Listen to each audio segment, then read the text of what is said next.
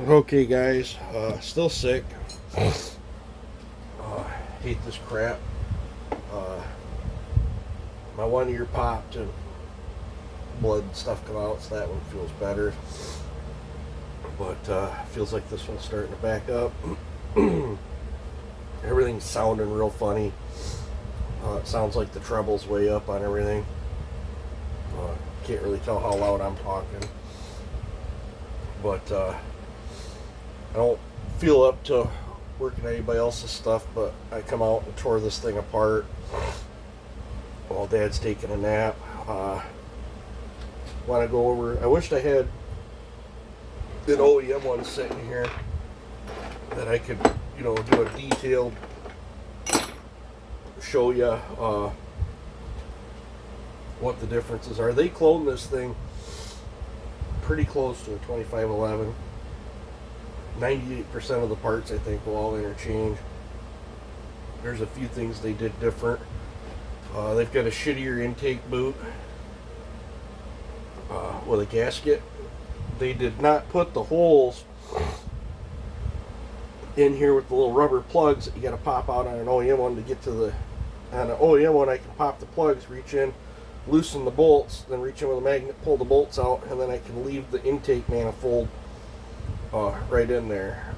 This you don't have to take your AV mount off. This one I had to take the AV mount off. I don't know if it was the right way to do it or not, but pushed the intake boot in, scooted over, and I was able to go through this side to get to this bolt, and then on the outside I pushed it over and got to that bolt to release the intake, and then I was able to slide the motor out. But I would say, well, you could, if you wanted to flip and flop. I tried to take a stud out. I don't know how these studs are in, but the muffler looks like it'll go right on. This muffler, awesome muffler. Straight up awesome. There's no cat in it. It's completely hollow. This is lighter than a stock one. Muffler mod, and it's going to be freaking awesome. If I recall, I believe the gasket for the OEM one is also a heat shield, so it doesn't have that. But I don't necessarily think it needs it if it doesn't have the cat in there. It's going to be a lot cooler. I think that's why they gapped this out. I think they're just letting air blow out. But I wonder if these are going to be available in the future, because I would much rather modify one of these than all the BS dinking around it takes to modify an OEM one.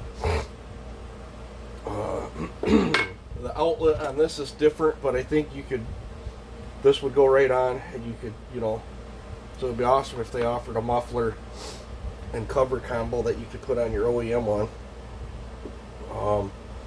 Air filter is a joke. The fitment, it rattles.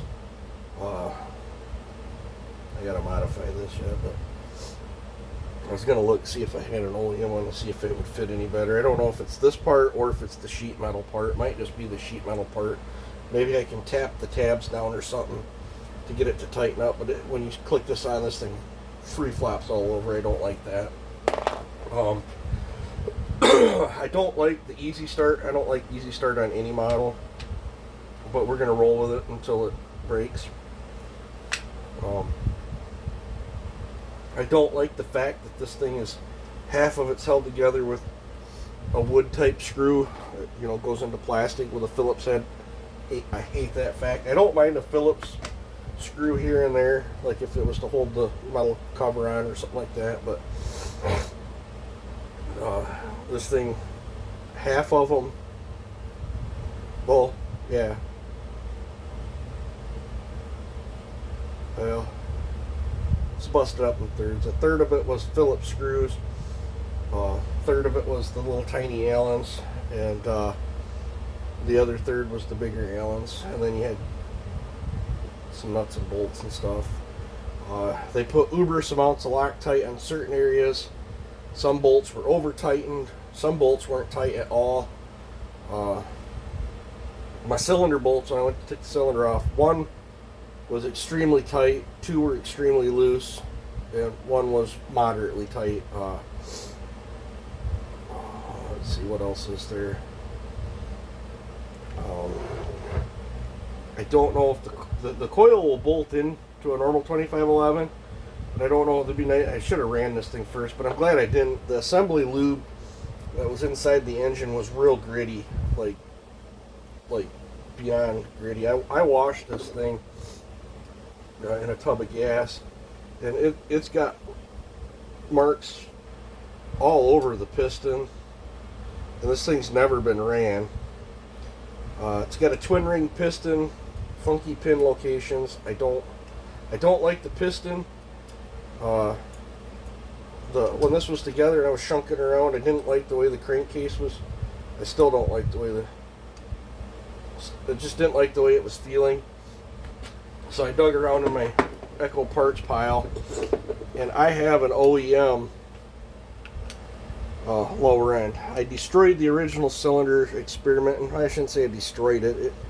It run, and it probably would knock the crap out of a stock one, but it wasn't up there where it was really, really high strung, but it wasn't where I wanted it to be. So I saved the bottom end. I'm glad I did. I mean, I haven't looked lately, but before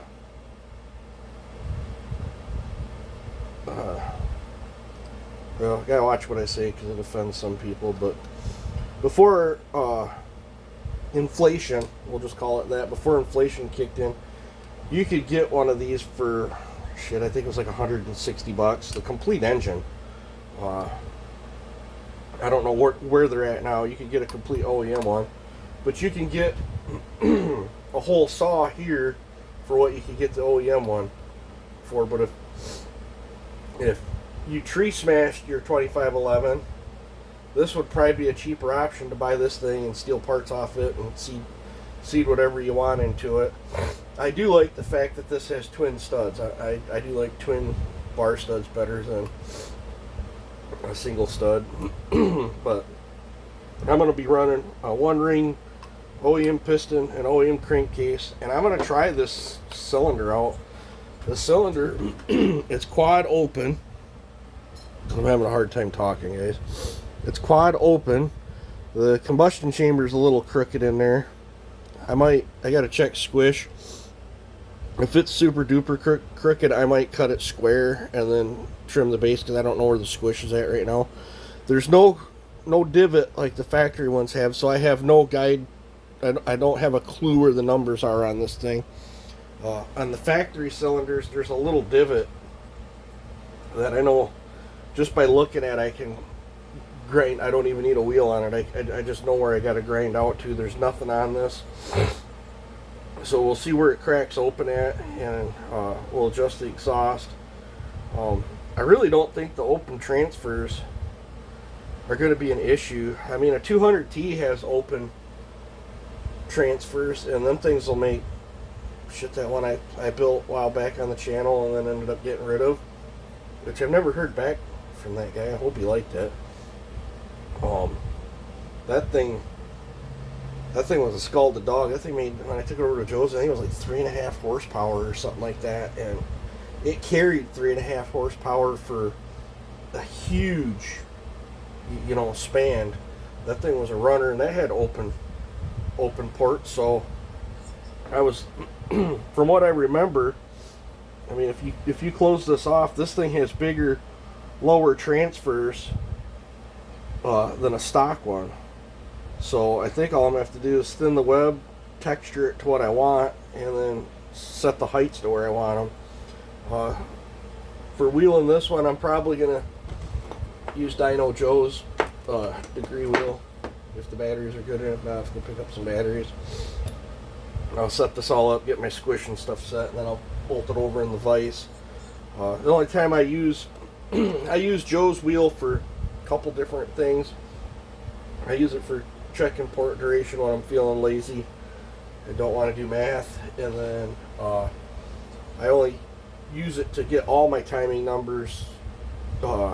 If it's securely like a saw is securely bolted down or something that cannot wiggle at all, because it's like I don't trust myself using it enough where if I flip and move a saw when I bring it back, the wheel's off. But on these things, I'll clamp it right here in the vise, and this will be upright, and this thing cannot move, and I get a pretty accurate reading that way. But I'll get the factory numbers, and then I'll do some thinking and figure out where I want to put these numbers to. But I think we'll be able to, providing this ignition's good, I think we'll be able to build a pretty snotty little saw that's got a Hilak carburetor on it, teeny weeny. Hopefully it'll flow good. It's so small, I am going to thin the shafts. For sure and for certain, I'm going to thin the... I'm not going to bore it, but I'm going to definitely thin the shafts on it. Well, the wife gets out of work tonight. She's going to pick me up some Sudafed. Hopefully that'll make me feel better. And hopefully when the Sudafed kicks in, and Dad spiked a fever last night, so he's got it too. He's sounding all stuffy. So when she gets home tonight, I'm going to dope me and Dad up with some Sudafed, see if we can knock some of the sinus crap down and get feeling a little better. But I think I'm just going to throw this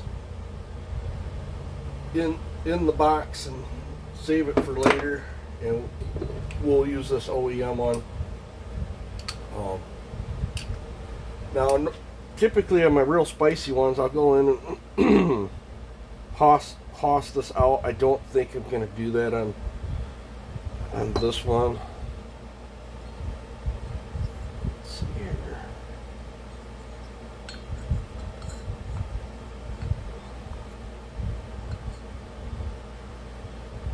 I don't. That one looks like it matches pretty good.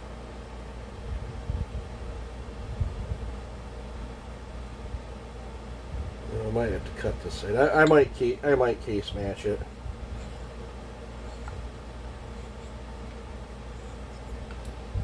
Yeah, I think just a second. Let me pause. I'm gonna grab a gasket.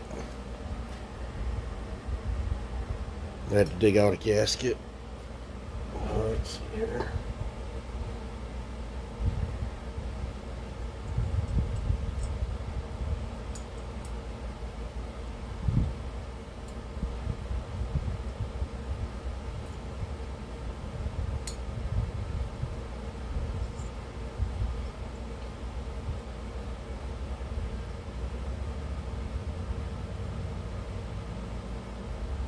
Should an OEM gasket. They did a good job matching up. I mean, that lines up pretty decent. I think I'm off just a little bit right there.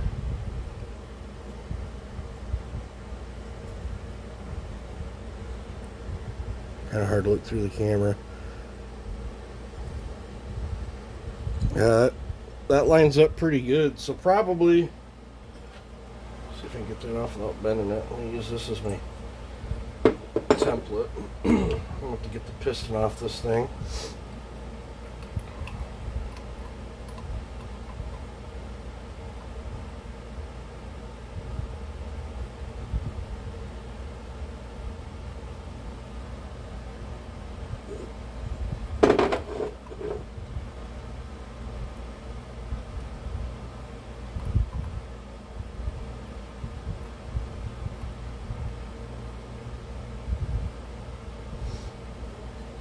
Having a pretty bad brain fog today.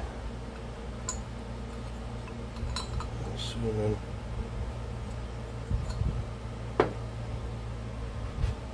Yeah, I'm gonna rework the cases. Might as well. I got this side I gotta rework quite a bit. And then there's some shit in the way down there. So this is just sitting around anyway. Oh man, that hurts. They mimic the cases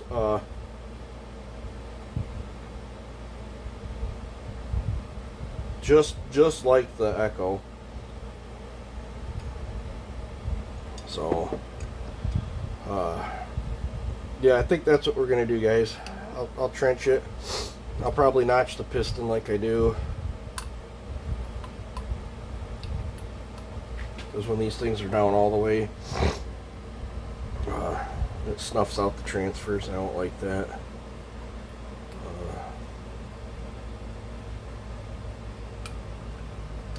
Let's see here.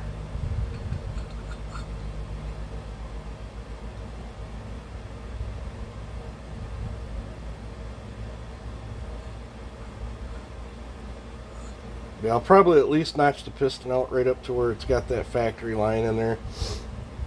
We'll call that good. But yeah, so there's ups and downs to this thing. I don't know where the flywheel timing is compared to an OEM one. I don't have one here to compare it to, but typically the stockers like a little bump in ignition timing. So I'll bump the timing just a little bit, seems how it's apart. I've got two keys. I've got the key in here and I've got the key that fell out of that one. So I do like the shape of the combustion chamber on this one. This got numbers on it right here too. So this actually, the cylinder, the plastics and the cylinders seem pretty high quality. I just wish the gas caps feel chintzy as crap. I just wish they'd have done normal bolts and put them two things, and there's the biggest thing. I don't know why they put two rings on there. It would have cut down on cost of production if they would have just copied the, but maybe these changes in the engine or something, and this thing here allowed them to build it to get it into the States. I don't know. There's a few slight differences, but overall I think we can make a little hot rod out of it, and that's what I'm gonna do. Still got to get a chain for the bar. Trying to think what else is there. Actually, I might have a chain for the bar.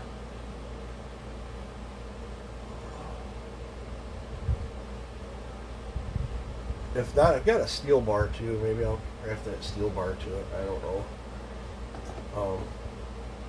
But yeah, I'm gonna call this a video here. But that's where I'm at so far. When I get the porting done on it, I'll show you guys, and we'll go from there. So you guys take it easy and have a good one.